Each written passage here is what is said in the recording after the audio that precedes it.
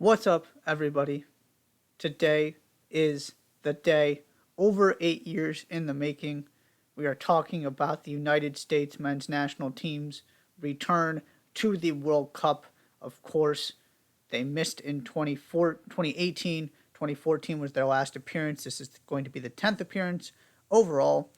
And they actually did reach the semifinals of the very first World Cup in 1930. Haven't gotten to that stage yet, but there is a semifinal appearance in the history of the U.S. men's national team. How they got to Qatar, automatically qualified for the final round of CONCACAF qualifying due to their World Cup ranking. 14 games, 7 wins, 4 draws, 3 losses. That put them third to get that final automatic spot out of CONCACAF. They actually finished second in goal difference behind Canada, who topped the table. There were a very clear top 3 with Canada, US, and Mexico. US get that third spot. That is how they return to the World Cup. In terms of players, going to be consistent with this and do the same thing I did for England, and the same thing I'm going to do as we continue these previews. Going to focus on the players who have been the most instrumental for their national teams, are the most important heading into this World Cup, putting less stock in what happens at the club level. So that means we need to talk about Christian Pulisic and Weston McKinney, but I also want to highlight the 3 guys who, to me, were the 3 standouts of the qualifying cycle. Christian Pulisic and Weston McKinney are undoubtedly the 2 most talented, best, whatever words you want to use, players on this team. To me, the general consensus is Christian Pulisic is the best player. But there were times, especially as Pulisic was kind of coming in and out of qualifying, and as he's not getting regular game time with Chelsea, that Weston McKinney gave him a run for his money. So those 2 guys, to me, stand out above everybody else. You can't talk about this team without talking about them. Here's the reality, though. They combined to miss 11 of these, didn't play in 11 of these qualifiers, primarily due to injuries, and Weston McKinney getting sent home from a camp. And Gio Reyna, who is also up there on the list of quote-unquote best or most technically gifted players on this team, missed 10 of the 14 games. The U.S. was not putting their most talented 11 on the field all that often, if at all, during this qualifying cycle, which is a testament to the depth that has been built. So I wanted to mention those 3 guys, Pulisic and McKinney in particular, because Pulisic is the guy who is going to have to carry this team. He's going to have to be the one that has those moments of brilliance, that is the decisive factor. You know, this team's equivalent to a Harry Kane or a Kevin De Bruyne. He has to be that difference maker. And Weston McKinney is the other guy who, skill level wise, can stay with Pulisic. There aren't many other guys on this team who can. Maybe Reyna when he's healthy, but McKinney certainly. He was outstanding at times, but I want to spend more time on the guys who really carried this team through qualifying. The first of them is Brenden Aronson. Brenden Aronson played the most minutes of any attacking player. Nobody saw that coming at the beginning of this qualifying cycle. Brenden Aronson was a borderline member of the U.S. men's national team at the beginning of this qualifying cycle. He had 2 goals and an assist. And yes, part of this was due to the fact that Pulisic missed a chunk of time. And as I said, Reyna was barely part of this qualification. So there were all of a sudden these openings on the wing. And Brenden Aronson's rise from a club perspective coincided perfectly, where he won the Supporters' Shield with the Philadelphia Union and MLS in 2020, went to RB Salzburg, was consistently playing in Europe, playing in European competitions, doing well, and then that led to his move to Leeds in the Premier League this summer. So it just kind of worked out perfectly for him, but he also earned these minutes. I will continue to harp on this. I have never seen a player so gifted at understanding space and time, how to get himself open, where the space is, how to take space away from his opponents, how to pressure them. He's already as good at pressing as any player in the Premier League. It is all of the little things. He is not a Christian Pulisic level goal scorer or creative talent. And it doesn't matter. He's every bit as important. Because he does all of the dirty work and is so good at turning defense into offense. He has a patented goal at this point. He scored with the national team, and he didn't get credit for it. Unfortunately, it was ruled an own goal. But he created one for Leeds in his Premier League debut. Exact same thing. Turnover, far post run. He is something entirely different. And so one of the interesting things heading into this for Greg Berhalter is, how are you going to structure this? Because to me, he has 100% earned a spot in the starting lineup, and he is also the player I would most want coming off the bench in terms of changing the complexion of a game and giving you something different. That is what he is. Gio Reyna is much more in the mold of Christian Pulisic. Not the exact same player, but similar in terms of what they offer.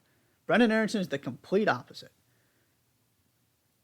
So I will be fascinated to see how Greg Berhalter decides to do this. He's been experimenting with playing Aronson a little bit farther back, potentially, but you also have a solidified midfield trio that doesn't involve Brendan Aronson. So we're going to see how this plays out. But Aronson was spectacular during this qualifying process, and his stock for the national team has just continued to rise as it has from the club level, and here he is starting in the Premier League. Second guy is his club teammate, Tyler Adams. Tyler Adams was the only player who got to 12 starts during qualifying. He was one of 2 players to log over 1,000 minutes. And he is one of the most irreplaceable players on this team because, like Aronson, he does all of that dirty work. He is the shield behind for the back line. And yes, you have a Kellen Acosta who can play in that number 6 position. But Kellen Acosta is not Tyler Adams in terms of the work rate, the ground he covers, his ability to break up play and just make things messy for the other team's attack. Kellen Acosta gives you a different skill set in terms of his passing and his set pieces. But if you want a pure shield for those center backs, who theoretically, at least one of is coming from Major League Soccer and doesn't see world-class attacking talent like these European guys do on a regular basis, it has to be Tyler Adams. So wanted to give him a shout out from that perspective. And the third guy is the other massive winner out of qualifying. And also the guy right next to him in Walker Zimmerman, center back, should also deserve a mention in that category. But Jedi Robinson, he wants to go by Jedi. That card trick he did with his Fulham teammates, go find it on Fulham's Twitter account if you haven't seen it already. He might not be an actual Jedi, but he's not all that far off. That was an incredible card trick. But he wants to be called Jedi. I'm calling him Jedi. He played the most minutes of any player during this qualifying cycle. 2 goals, 3 assists from left back in 13 games. He started 11 of them. And he was so good and so consistent, it's easy to forget how much of an issue the left back position has been for this team. It was one of those spots coming into qualifying, didn't know exactly what was going to happen there. There are some other ones we're going to get to later that still haven't been resolved. But Jedi Robinson said, "That's mine, thank you very much. I'm the starting left back for this team," end of discussion. And the lack of proven cover behind him, again, makes him one of the most important, most valuable players on this team. What he gives you going forward, his recovery speed, he's playing in the Premier League now. He was spectacular during qualifying. There is this group of guys when Pulisic, Mckinney, Reyna, some of your big names weren't available, that really, really stepped up Brenden Aronson falls in that category. Tyler Adams was exactly what you expected him to be. Jedi Robinson really stepped up. Walker Zimmerman really stepped up. And so all of a sudden, they were able to get through qualifying even though they usually didn't have some of their top players. In terms of a breakout star, I was tempted to go Luca Della Torre because he was also really impressive during the little bit of playing time he got during qualifying. But the correct answer here is Eunice Musa. In terms of where he's at in his career and what this World Cup could do for him. He is going to turn 20 during this tournament. And yes, he's already played plenty in La Liga for Valencia. He also hasn't exactly established himself as a regular starter. In his first couple seasons, he's coming off the bench more than he is actually being named to the starting 11. He's another one of these guys who had an opportunity presented to him during qualifying and was sensational. His ball carrying ability, his ability to just connect the midfield to the attack, he has some of what Weston McKinney gives you in that sense, but he also just has something different about him. He's been terrific. He is going to be a starter in a top 5 European league very, very soon. You know, I'm recording this in August. There's a chance by the time we actually get to the World Cup, he is starting week in and week out for Valencia. If it doesn't happen this season, it'll happen in the near future. And it could also happen because of this World Cup. Because he's another one of these guys who has cemented himself as a starter. At least from an earning that spot perspective. He has absolutely earned the right to be in the starting lineup game one. And so when I look at a breakout star, he's already had his breakout from a national team perspective. But from a club perspective, this is coming at the perfect time for him. Now he's, got a couple seasons in La Liga under his belt. He should get plenty of playing time at this tournament. If he does what he's been doing for his national team, that's only going to continue to raise his profile and really turn him into one of the brightest young players in Europe. He is that good. I was that impressed with him. Okay, so what is our bottom line here? Why should you be optimistic? Well, that's very simple. The U.S. men's national team has never fielded a squad like this one, whatever it ends up being. Not only are you going to see a team that goes out there against Wales, primarily made up of players from top European leagues, but you're going to see players getting playing time at some of the biggest clubs in the world. Whether that's Weston McKinney at Juventus, Christian Pulisic at Chelsea, Gio Reyna at Borussia Dortmund, you can go down the list. The U.S. has never put a men's team on the field like this before. And in addition to those big names, you're also going to have that second set of players, your Tyler Adams, your Brenden Aronsons, your Eunice Musas, who are getting regular playing time in those top leagues, but not for your Chelsea's, Real Madrid's, Juventus's, Bayern Munich's of the world. But you're going to look around and you're going to go, wow, when you put the logos next to these players as to the clubs they're playing for once that lineup comes out. And by the way, there are still plenty of MLS guys who are contributing and making a case to get on this team too. Led by Walker Zimmerman, who is, to me, the only lock at center back. So that is why you should be optimistic.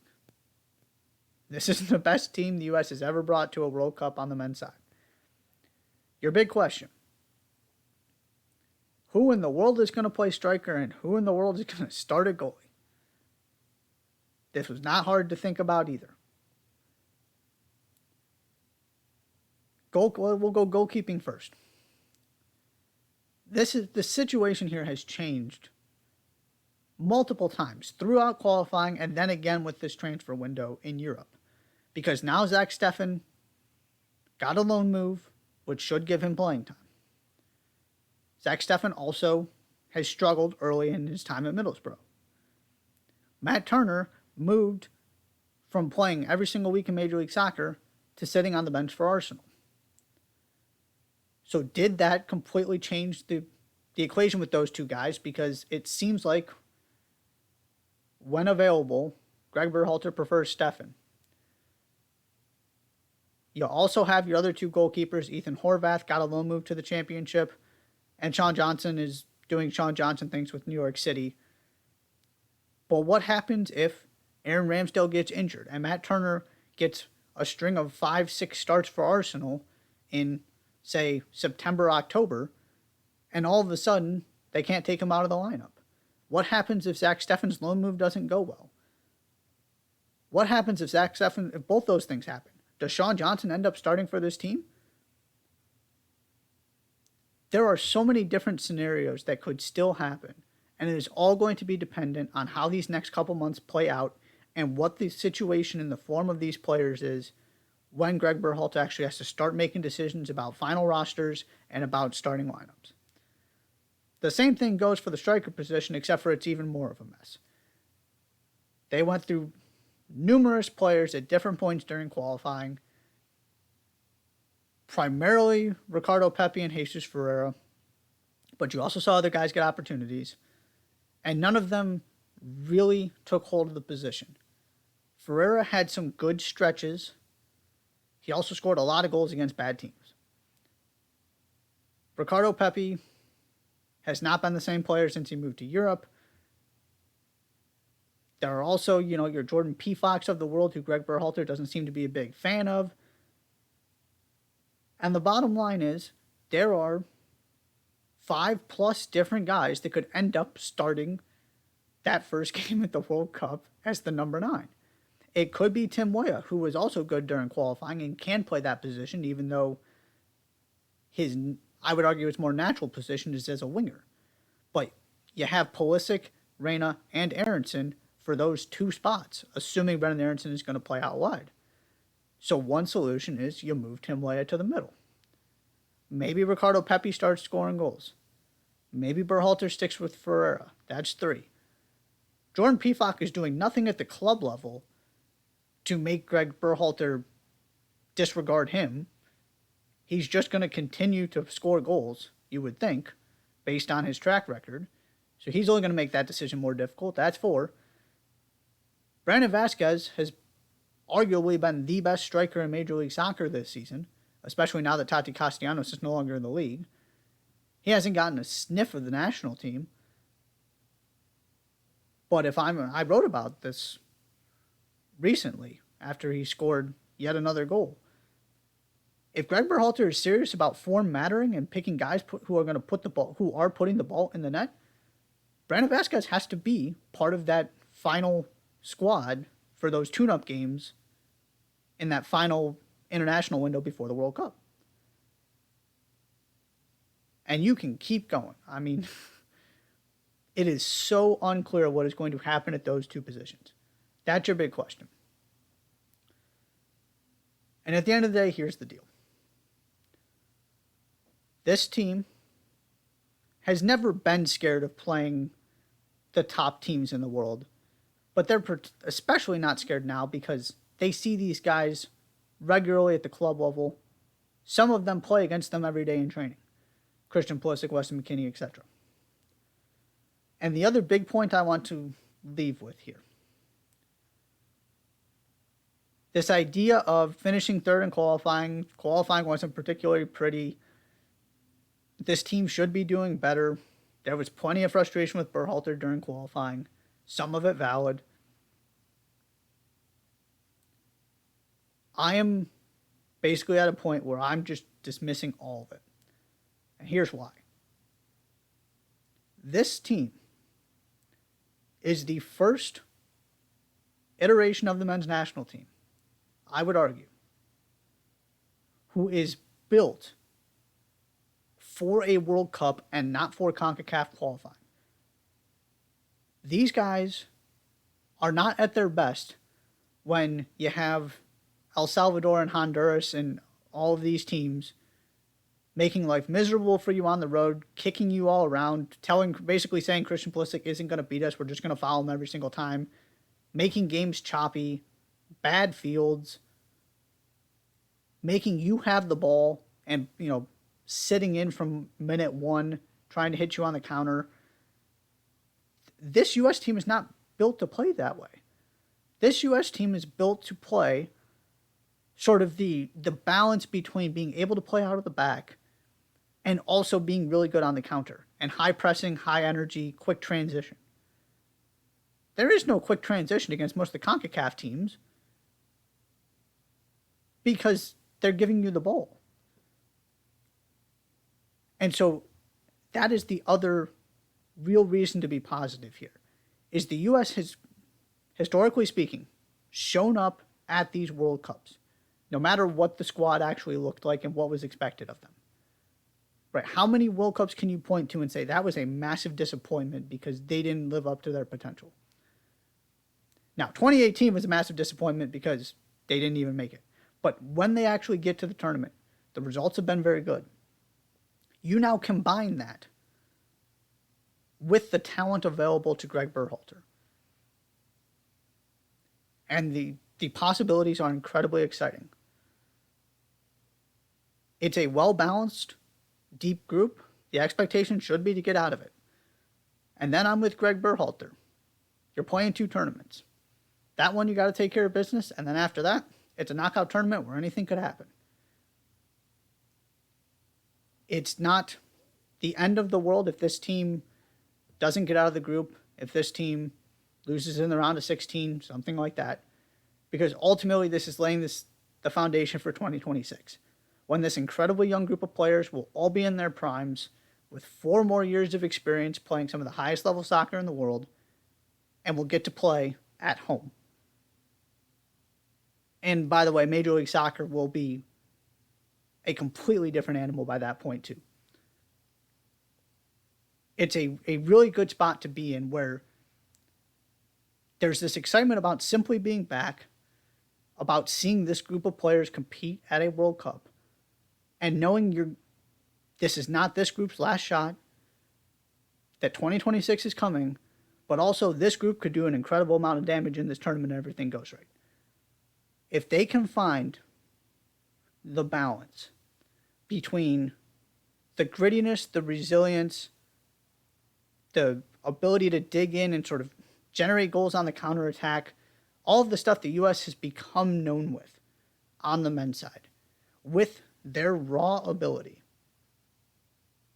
absolutely this thing could end up being a run to the quarterfinals or even further if everything goes perfectly. They can beat anybody in the world on a given day. They also have to deal with Gareth Bale and a very difficult Iran team and England to even get out of the group. So this is all setting the stage for 2026. But this team is back. This team is dangerous. And U.S. fans have every right to be really excited to see what this team can do in Qatar. Thanks so much for tuning in. Be sure to hit that subscribe button and also check out all of my written World Cup previews. The U.S. one is out now on Substack, touchlinetalk.substack.com. We'll see you next time.